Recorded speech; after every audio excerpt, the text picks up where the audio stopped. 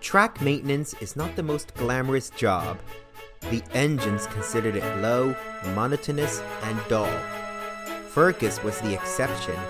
He relished helping the workmen replace old rails and ballast, finding it most satisfying. "You can't do it right on the wrong rails," he'd say. "Without this work, your treasured express couldn't run."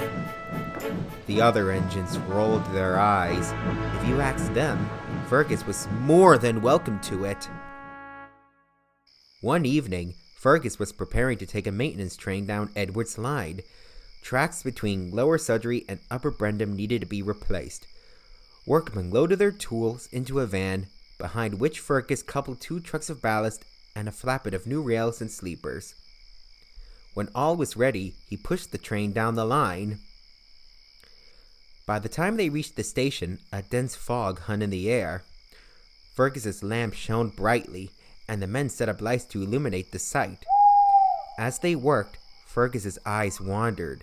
The station was dark, and the crossing gates creaked gently.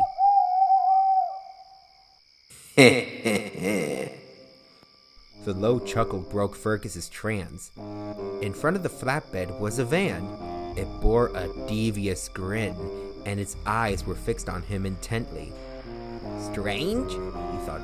"I don't remember putting a van there." "Fergus, you left our tool van behind!" Fergus glanced at the workman beside him. "I did not," he insisted. "It was right at the front of the train." "It's not there now," replied the workman. "Perhaps you should check this van." Fergus stopped short. The van was gone. "We need our tools," grumbled the workman, losing his patience. "Take us back to the yard at once." When they returned to Edward Station, they found Boko and the missing tool van. "It's not like you to leave trucks behind," remarked Boko. "I didn't leave it behind," Fergus protested. He stopped again. At the back of the goods shed sat the grinning van, shrouded in darkness. "Would you like me to take the maintenance train?" Boko offered. "You seem distracted." Fergus looked back to the shed. Once more, the van was gone. I'm fine," he insisted. "The fog must be playing tricks with my eyes. Anyhow, we must be off at once." With the tool van in tow, Fergus left the yard once more.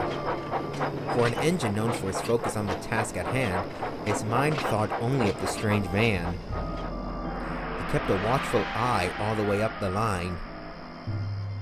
Now that they were properly equipped, they replaced the rails at Lower Sudbury and slowly worked their way along the hill towards Upper Brendam. All the while, Fergus was quiet. "Not to worry, old boy," comforted his driver.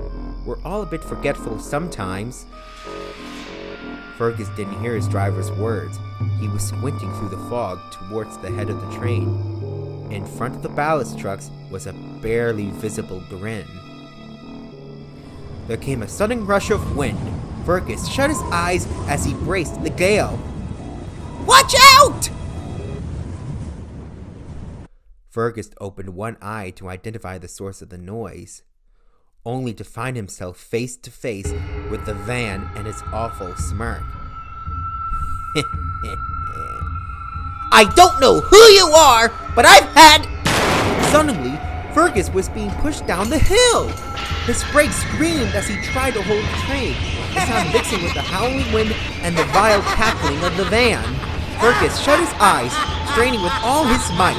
With one last effort, he stopped at the bottom of the hill. He opened his eyes, and once again, the van was gone. By morning, the fog had cleared, and Boko arrived with the breakdown train. The workman spoke to Fergus. "That was some mighty wind. It blew one of the ballast trucks over and sent it toppling down the hill. The tool van must have rolled back and bumped you."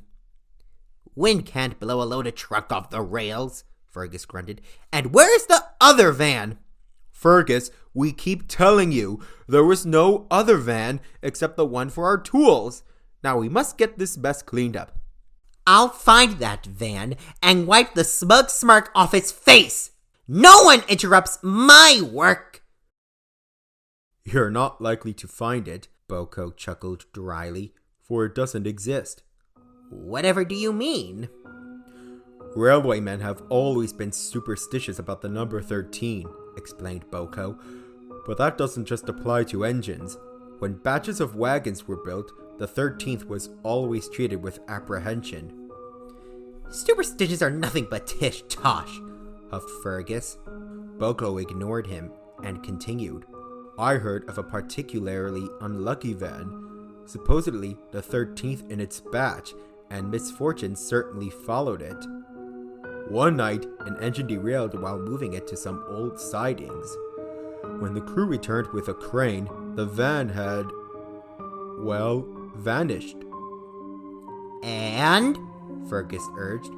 Some say it was broken up, finished Boko, while others swear it's a trickster, roaming the rails in the pursuit of mischief. When things go wrong without reason, it's likely the work of the 13th van. Many dismiss it, but you know what you saw. Fergus said nothing. As far-fetched as poltergeist seemed, he couldn't explain how the van moved and disappeared of its own accord.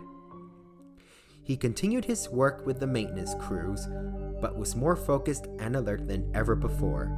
He would never admit to believing in ghosts, but every foggy night he remains on guard, lest he receive a visit from the 13th van.